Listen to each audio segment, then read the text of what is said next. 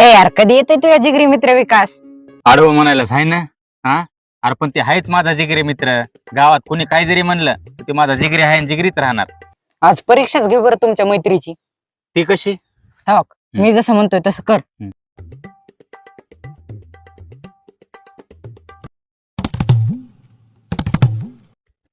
तो काला आला, चल चल चल.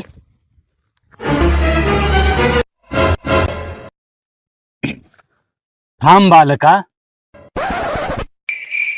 अरे इकडे तिकडे का पाहतोस? मी झाड देवता बोलतोय. झाड देवता? इथं तर खरंच कोणी नाही. झाड देवता तुम्ही?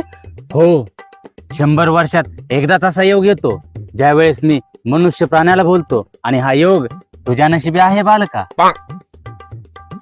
बोल बालका बोल, तुझी काय इच्छा आहे? तुझी इच्छा मी पूर्ण करेन.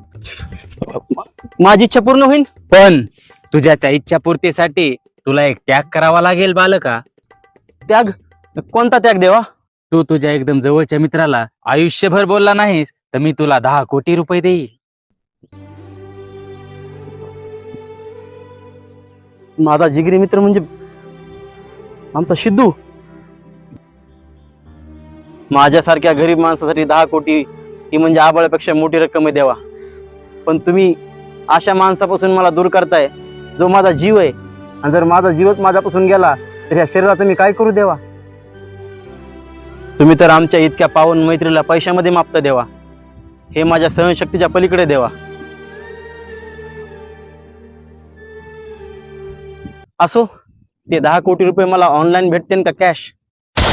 एकदम इन्होंने वक्त बदल दिया, जज्बात बदल दी. नाही, माझ्याकडे 10 कोटी आल्यास असे 56 मित्र माझ्या खिशात घेऊन चलेन देवा.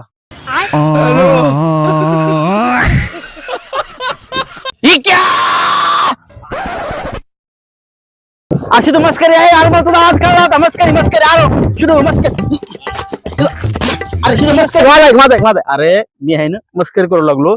मला तुझा आवाज राव कळणार नाही का? जिगरी दोस्त मी तुझा म्हणून 10 कोटी हे ते. अरे तुझा आवाज पाण्याला ओळखील. पण तुला खरंच 10 कोटी भेटल्यावर तुम्हाला सोडणार आहे ना? रूठेनु मनोरा